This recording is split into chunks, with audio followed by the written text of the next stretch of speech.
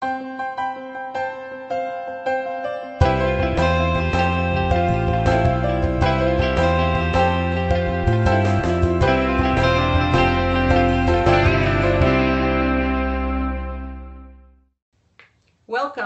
Today I'm going to be talking about developing your own teaching activities in 8 easy steps. You know, it's fun. It's actually quite fun to borrow exercises from other people, and it also can be easier on the one hand. However, when we develop our own skills, what happens is we develop our own understanding of the thing we're teaching. It's clearer for us. We learn it better for ourselves. And so our own personal learning is magnified by doing our own. So in this session, I'm going to teach you 8 simple steps for developing your own teaching exercises. Step 1, clarify the topic that you want to teach. For purposes of this process, I'm going to be using an example I developed many years ago, which is how to teach people to make clear requests. Step 2, ponder how you experience the topic in your own life. For instance, how does it feel in your body? What are your thoughts associated with it? And what do you notice that goes on in other people when you engage in the topic for which you're referring? The trick here is to be specific. Right. I notice that for me, when I receive a clear request, I feel relief, instant relief. Even if I'm not excited about the request that's being asked of me, I feel relief because I know what's being asked of me. And my body relaxes. I also feel more openness and willingness somehow to hear the person, to consider their request. And I notice that I spend more time considering the request and less time in judgment of them for having the request in the first place.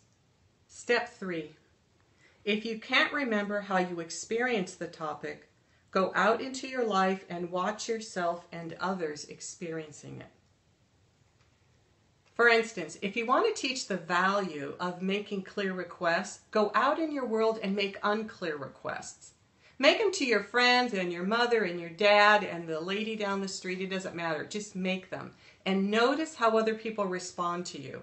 And also notice how it feels in you when you receive the way that you're received. For me, this is really fun learning, to go out in the world and just sort of observe myself, observe how other people receive me, or how they receive each other. That's the funnest way I know how to learn something. Step 4. Now, ponder how it was that you learned the topic yourself. Was there a particular aha moment for you when you got it? What was happening in that moment? Try to discern what it was that helped you get it and how it felt in your body, and include the order of how you learned the topic. So for instance, I started to first of all notice how I felt when other people made unclear requests of me. My mother, for instance, was forever asking me if I wanted to do things, but not making it clear whether she wanted to do them. Like, do you want to go out for ice cream? Do you want to go to the movies? Years later, I found out that she didn't want to do most of these things herself. She thought she was supporting me. So the first thing I did was notice how I responded to an unclear request and how frustrating that felt. Then I started to notice my own requests of other people. I noticed, for instance, that even though I was making clear requests, they weren't actually supporting my needs. And that was really interesting learning. For instance, I had a great desire to be heard and understood, and the request I made from others a lot was, how do you feel hearing what I had to say? There's nothing wrong with the request, except it's not actually attached to my need for being heard, because they would start talking about themselves, and I'd feel frustrated. So once I started to connect my request to the needs I'm trying to make, that's when everything started to shift in my life. So if I had a need to be heard, my request became, would you tell me what you heard me say? Not, would you tell me what goes on in you? It's such a subtle, small thing, but it makes an enormous difference in helping us actually fulfill our needs. So step 4 then is to ponder how you learned the topic you're trying to teach and see if you can identify a specific aha moment when you learned it yourself. Step 5, Ponder how you could recreate what you learned in step 4 within a workshop, and start to play with your ideas about this. Here's what I did. I created an experience in my classes where people in the class received an unclear request, many of them in fact in a row, until they became so frustrated and so confused about what was being asked of them. In that moment where the frustration was heightened, that's when I asked people to check in and notice how they were feeling in their body.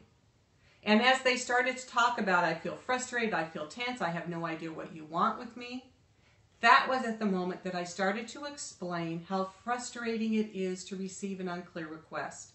And in that moment, they became willing to try making clear requests. I don't know about you, but what I've noticed is many people are afraid to make clear requests. So creating the pain of an unclear request made them more willing to learn from me.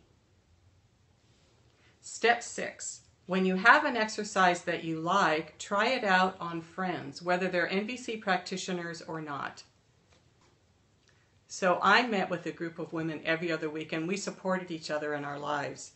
And if I had a new exercise, I would bring it to this group and we try it out. Some of them knew NVC and some of them didn't, so it was a perfect way of testing the waters. And also they would help me fine-tune it and perfect the exercise even more. Step 7, fine-tune your exercise and then try it out on one of your NVC groups. So for instance, if you're a member of a practice group, or if you have NVC friends that you get together with now and again, bring it to them, try it out, and have them help you fine-tune it even more. At that point, you're probably ready to use it for the first time in front of a group that you're working with. Step 8. Keep copies of all the activities that you develop and add your name and contact information to the bottom of any papers that you hand out to others. I hope this has been helpful for you in developing your own teaching exercises. Stay tuned next time when I talk about how to create a workshop outline.